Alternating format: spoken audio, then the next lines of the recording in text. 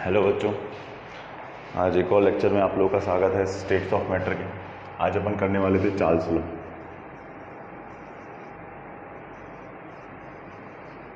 Charles law क्या बोलता है बच्चों कि एट कांस्टेंट प्रेशर, पहले स्टेटमेंट लिखो, या पहले इसने बोला कि at constant temperature pressure volume is directly proportional to temperature.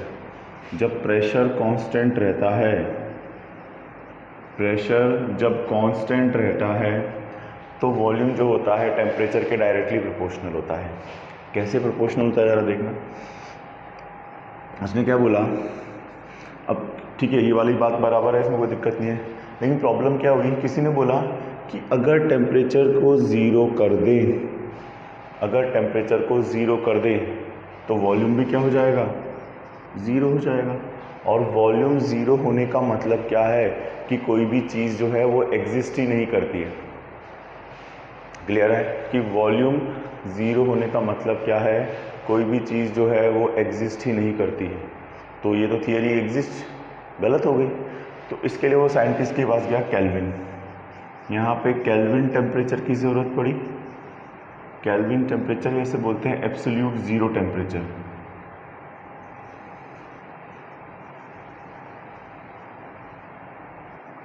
Absolute zero temperature, the temperature at which the लिखो the temperature at which the volume of the gas and temperature at which the volume of the gas is assumed to be zero। Absolute zero temperature क्या बोलता है, वो temperature जहाँ पे volume of the gas कभी भी zero नहीं हो सकता। ये स्टैंडर्ड अजम्पशन है, ठीक है। उन्हें एक्सपेरिमेंटली बताया कि इसको अपन को मान सकते हैं, ठीक है। अब इसने एग्जैक्टली जो टेम्परेचर बताया था -273.15 डिग्री सेल्सियस, -273.15 डिग्री सेल्सियस को इसने बोला कि ये एब्सोल्यूट ज़ीरो टेम्परेचर है। क्या है? एब्सोल्यूट ज़ीरो टेम्परेचर, ठीक है। एब्सोल्यूट ज़ीरो टेम्परेचर वाली बात क्लियर है। अब इसको देखो, जनरली क्या करते हैं, -273.15 को अप्रॉक्स जो है 273 डिग्री सेल्सियस ले लेते हैं कैलकुलेशन के लिए। एग्जैक्ट वैल्यू जो थी ये थी, लेकिन कैलकुलेशन के लिए अपन ये ले लेते हैं। तो देखो -273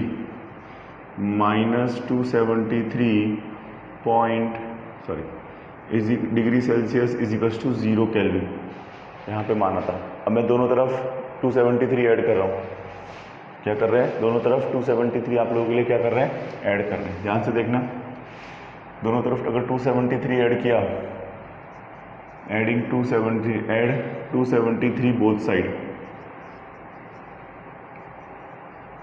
दोनों साइड क्या किया, 273 को ऐड कर दिया, तो ये हो गया माइनस, ये हो गया 0 degree Celsius is equals to 273 kelvin. ये एक रिलेशन आ गया। अगर मैं 1 डिग्री सेल्सियस की बात करूँगा, 1 डिग्री सेल्सियस तो क्या हो जाएगा, 1 प्लस 273 केल्विन। अगर मैं बात कर रहा हूँ T डिग्री सेल्सियस, तो इसका रिलेशन क्या आ गया, T प्लस 273 केल्विन। नोट कर लो, T प्लस 273 केल्विन। ये जो नया रिलेशन आया इसे बोलते हैं एब्सोल्यूट ज़ीरो टेम्परेचर, कि किसी भी गैस के वॉल्यूम कभी भी ज़ीरो नहीं होता। Volume is assume to be zero. क्या होता है, कभी भी किसी भी गैस के रिस्पेक्ट में वॉल्यूम क्या होता है, कभी भी ज़ीरो नहीं होता। अब देखो 273 डिग्री सेल्सियस पे वॉल्यूम को इसने माना V0, ठीक है। 1 डिग्री पर कैसे निकालेंगे, 1 डिग्री क्या हो जाएगा, V0 अपॉन 273।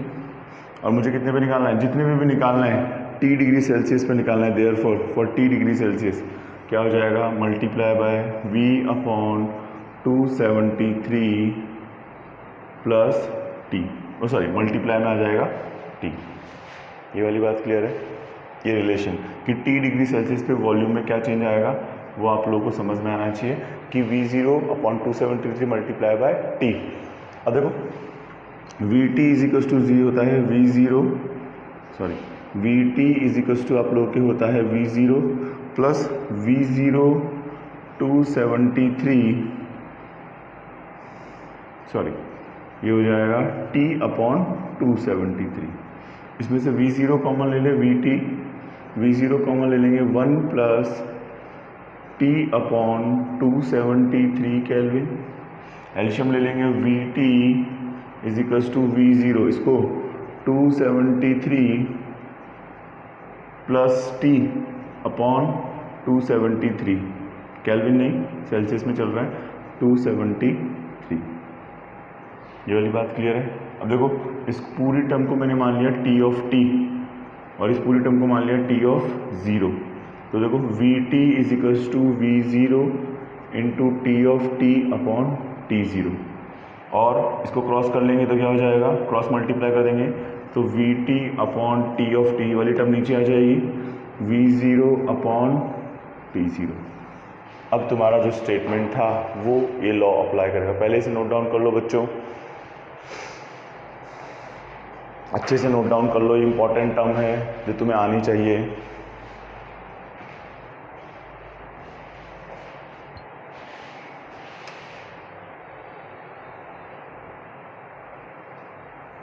क्लियर है? I hope this point is clear for all of you.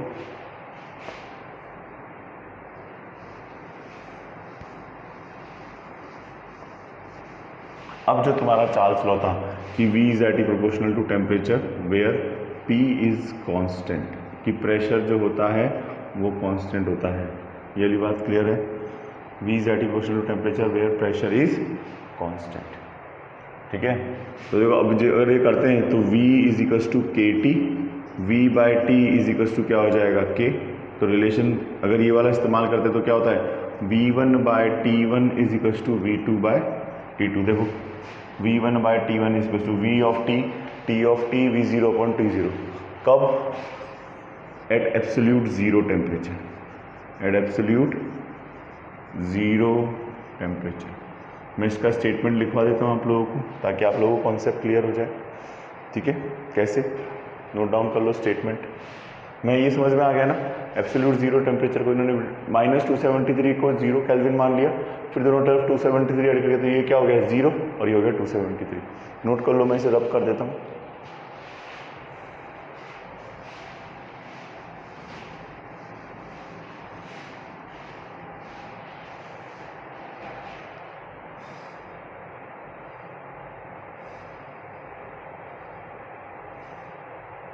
लिखो, pressure remain constant, pressure remaining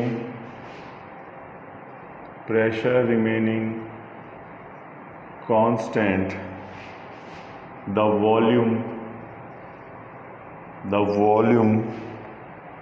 of a fixed mass of a gas, volume of a fixed mass of a gas is directly proportional to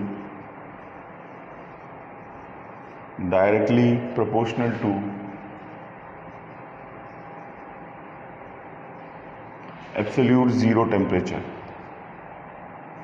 to its absolute temperature बोल रखा है, तो वो एक ही बात है, absolute zero temperature है, वो दोनों एक ही आपस में इस तरीके से रिलेट करते हैं, ठीक है।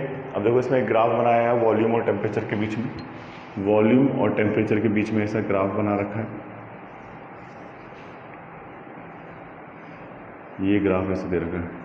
देखो इसको लिख रखा है माइनस का 273, ठीक है, where the volume is assume to be zero. Volume यहाँ पे कहीं जीरो नहीं होगा, ये अपन ने माना है।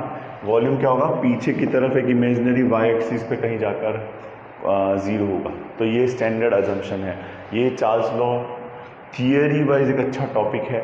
Absolute zero temperature where the volume of the gas is assume to be zero.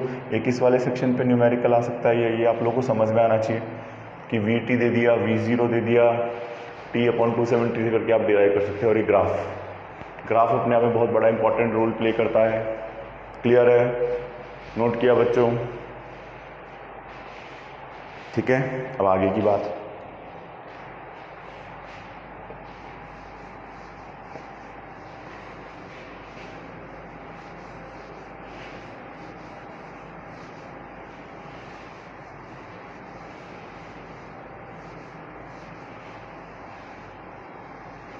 इस पे एक आधा न्यूमेरिकल करा देते हैं आज आप लोगों को, इस तरह के न्यूमेरिकल्स में कैसे डील करना है आप लोगों को।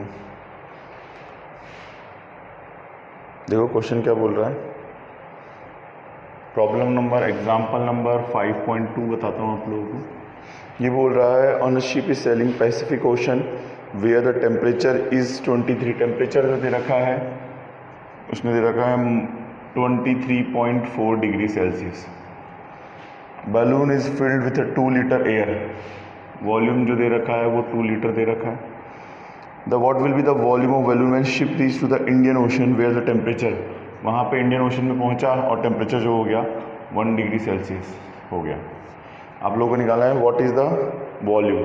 अब देखो एक चीज़ समझो, इस तरह के क्वेश्चन में हमेशा क्वेश्चन में 273 ऐड करना है, 23.4 अपॉन 273.469, ये हमेशा वैल्यू केल्विन में ही कैलकुलेट करनी है। अगर आप सेल्सियस में कैलकुलेट करोगे तो क्वेश्चन में गड़बड़ हो सकती है, क्योंकि क्वेश्चन में जो भी वैल्यूज़ दे रखी है वो आप लोगों को केल्विन के कॉन्सेप्ट से दे रखी है। केल्विन टेम्परेचर की ज़रूरत इसीलिए पड़ी थी क्योंकि where the volume is assume to be 0। ये वाली बात क्लियर। अब आगे देखो, अच्छा इसमें भी same as it is 26.1 upon 273.199 point, ठीक है। रिलेशन क्या लगाएंगे, ये वॉल्यूम ऑलरेडी दे रखा है तो V1 T1 is equals to V2 T2, तो अपन को V2 निकालना है, V2 हो जाएगा V1 by T1 upon T2। V1 दे रखा है 2 लीटर और टेम्परेचर कितना दे रखा है 296.4 और टेम्परेचर दूसरा वाला दे रखा है 299.1, तो जो वॉल्यूम आएगा वो 2 से भी कम आएगा। एक सेकेंड, V1 ओ फ्रिक बेटा, थोड़ा सा करेक्शन, फार्मूला ये नहीं था, फार्मूला था V1 by T1, V1 by T1 is equals to V2 by T2, ठीक है। ये दो साथ में दे रखे हैं, ठीक है। V1 तो ये हो जाएगा 29.6, 296.4, टेम्परेचर कितना दे रखा है, सॉरी ये तो वॉल्यूम है, वॉल्यूम आ जाएगा 2 अपॉन आ जाएगा 296.4, V2 अपन को निकालना है और T2 कितना दे रखा है 299.1 केल्विन, तो V2 इज इक्वल टू हो जाएगा 299.1 केल्विन मल्टीप्लाई बाय 2 अपॉन 296.4। इसको सॉल्व कर लोगे तो तुम्हारा फाइनल आंसर जो आएगा थोड़ी वैल्यू 2 से बड़ी आएगी, 2.01 सॉरी हाँ 018